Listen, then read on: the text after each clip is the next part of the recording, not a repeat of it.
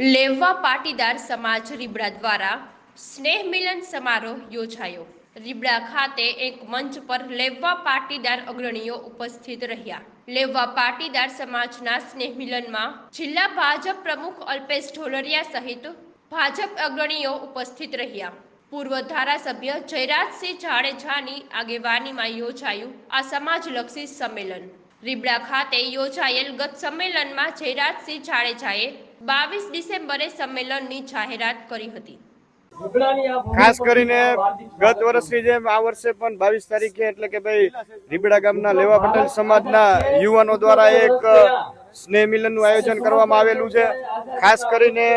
મુખ્ય 3 મુદ્દાને લઈ અને આજરોજ રીબડા ખાતે ફરી એકવાર સ્નેહ મિલનનું આયોજન છે અને રીબડા ગામની અંદર જે પણ કોઈ લેવા પટેલ સમાજના યુવાનો રહે છે, હરેક સમાજના લોકો જ્યારે ગામની અંદર વસવાટ કરે છે ત્યારે અમારા પરિવાર વતી ને મારા પિતાશ્રી વતી જે અમે ખાતરી આપેલી હતી એમ કે ભાઈ રીબડા ગામના કોઈ પણ ચોક્કસ એક વ્યક્તિ દ્વારા જે રીતે સમાજના યુવાનોને જે રીતે ટાર્ગેટ કરવામાં આવેલા હતા, બહારથી આવેલા વેપારીઓ છે, ઉદ્યોગપતિઓ છે, એમને ભૂતકાળની અંદર જે રીતે ટાર્ગેટ કરવામાં આવેલા હતા અને જે રીતે રીબડા ગામની અંદર અમુક તત્વો દ્વારા અશાંતિનો માહોલ ઉભો કરવામાં આવેલો હતો એને ડામવા માટે થઈ આજ રોજ 22 તારીખે એટલે કે ભાઈ ગોંડલ શહેર તથા તાલુકાની જનતાનો આ નિર્ણય હતો કે ભાઈ આગામી સમયમાં પણ જે રીતે શાંતિ જળવાઈ રહેલી છે સમગ્ર ગોંડલ તાલુકામાં અને રીબડા ગામમાં, તો એ જ રીતે ભવિષ્યની અંદર પણ ક્યાંય પણ રીબડા ગામના લોકોને ક્યાંય તકલીફ ન પડે, બહારથી આવેલા વેપારીઓને ધંધા ઉદ્યોગોમાં ક્યાંય તકલીફ ન પડે અને સૌ લોકો શાંતિથી અને હળીમળી રહી શકે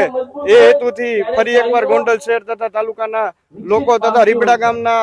લેવા પટેલ સમાજના યુવાનો દ્વારા એક ભવ્ય સ્નેહ મિલનનું આયોજન કરેલું છે અને આપ સૌ જોઈ શકો છો કે ભાઈ જે રીતે સ્વયંભૂ રીતે સમગ્ર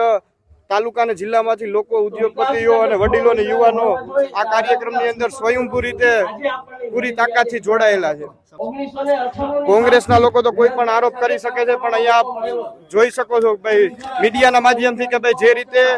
ગોંડલના લોકોનો એક અંદરથી ઉમળકો હતો, ગોંડલના લોકોને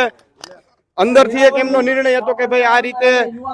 આપણે ફરી એકવાર રીબડાની અંદર આપણે સ્નેહ મિલનનો કાર્યક્રમ યોજવો છે। આ એક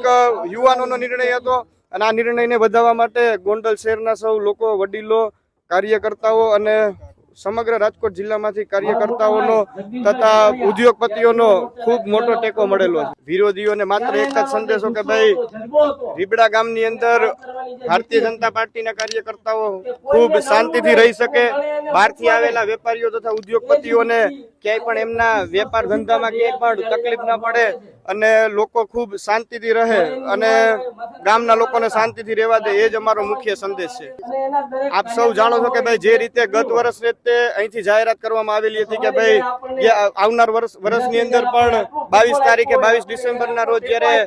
રીબડા ગામની અંદર સ્નેહ મિલન કરવાનું નક્કી કરેલું હતું, તો જે રીતે મારા પરિવારે, મારા પિતાશ્રી, મારા માતૃશ્રીએ જે રીતે વચન આપેલું હતું એ વચન પાડવા માટે થઈ અને આજ રોજ મારો પરિવાર, મારા પિતાશ્રી, મારા માતૃશ્રી સહિત અમે સૌ અહીંયા ઉપસ્થિત રહ્યા છીએ તથા રીબડા ગામના લોકોને અને ગોંડલ તાલુકા તથા શહેરમાંથી પધારેલા સૌ લોકોને વિશ્વાસ અપાવી છે કે ભાઈ જ્યારે ગોંડલના લોકો માટે કોઈ પણ અશાંતિનો માહોલ ઉભા કરવાના પ્રયત્ન કરે, ક્યાંય પણ ઉદ્યોગપતિઓને તકલીફ દેવાના કામો ઉભા કરે, તો આવી જ્યારે મુસીબતો આવશે ત્યારે કાયમી માટે પૂરી તાકાતથી મારો પરિવાર ગોંડલના લોકો તથા ઉદ્યોગપતિઓ સાથે ઉભો રહેશે એવું હું વચન અપાવું।